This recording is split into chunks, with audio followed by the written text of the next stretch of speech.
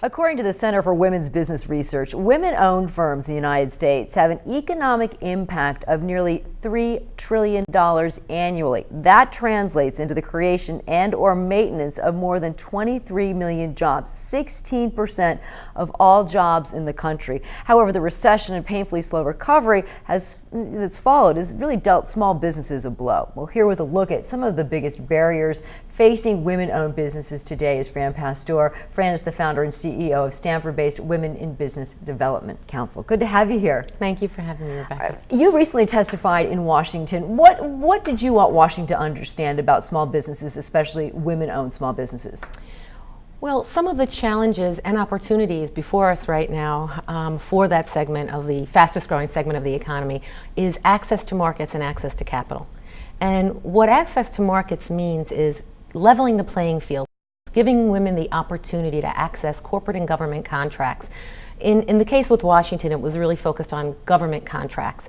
How can we make it more simple, eliminate the barriers, remove the barriers so that women-owned businesses can access those corporate contracts more easily than they can right now? For about the past 15 years or so, we have had a 5% procurement, I hate to use the word quota, but essentially that's what it was. It was installed under President Clinton.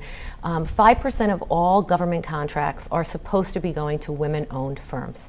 We've been hovering at about 4% for many years, leaving about $43 billion on the table for women-owned businesses. So basically Washington's not enforcing this quota that's in place. And that was my message when I went down there. So now, for women, why are they not filling this quota? Are there not enough businesses available for them to meet the demand or the quota that's been put in place? I think it really comes down to access to resources. It's not a program that you would automatically know about. You know, if you're a woman and your revenues are $1, $2, $3 million, you typically don't have the resources to investigate what are those other market opportunities for you. So again, one of my messages was to keep the federal programs in place, like the Women's Business Development Council, to provide the education and resources to those women. So we have women business owners that are coming to us right now that are struggling, that don't realize that they could have access to government contracts and corporate contracts. And by the way, here's how you go about getting certified. That's one of the biggest barriers for all small businesses, but I guess in particular female-owned small businesses, is that your chief cook, bottle washer, you're doing it all. Therefore, you don't have the legal skills, you may not have the accounting skills, you may not have all of those skills that are necessary to access some of this. You don't, but most entrepreneurs don't, men or women. That is really, I don't think, a gender issue. And again, those are the resources that WBDC supplies. But it's the lack of information, and it's really about leveling the playing field. You know, the same companies have been, the government's been buying paper cups from the same company for the past 25 years. Along comes Mary with her paper cup company. How does she beat out that contract? It's about fairness. It's about leveling the playing field. It's not that Mary should get that contract because she's a woman. It's about giving other people the opportunity to enter into that playing field. And the benefits from this are far-reaching. Oh, yes. And there is a woman from Weston who started this company that I think it's terrific, Yes. this product you see right here. I'll put it here for the director. This is actually a tissue. Tissue box that fits into your cup holder. But it goes in the cup holder in your car. How smart is that? But the reason why I bring this up is, this inability to access capital, to get money.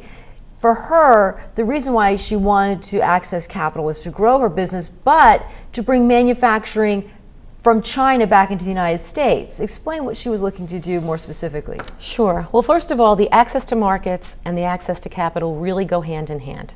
A little background is that if you don't have a contract, you're not going to access the capital. So until you have access to markets, you're not going to access the capital. And one of the things we talked about earlier was that, it wasn't until 24 years ago that women could actually access capital for commercial purposes in their own name without having a male counterpart co-sign a loan, which is kind Hard of to believe. amazing. Hard to believe, right? So in the case of Kiss You Tissues, which our client is Amy Davis, and she's fabulous, she came up with this idea, immediately tried to have the product made and manufactured in Connecticut. It was cost prohibitive. She went to China. They made it really simple for her to go to China.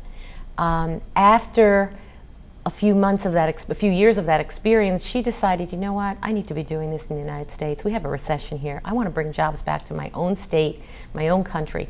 And we worked with her to secure capital. But even that was a challenge for her. Once she secured that capital, she's now working on larger contracts with major vendors, and I won't mention them, but she's really doing very well. A success and creating story. jobs in All 3 along different the way. states. Yeah. Fran, good having you on the program. Thank you. It's Women in Business Development Council. And that's all for this week. We'll see you next week on 12 on the Money. I'm Rebecca Saran.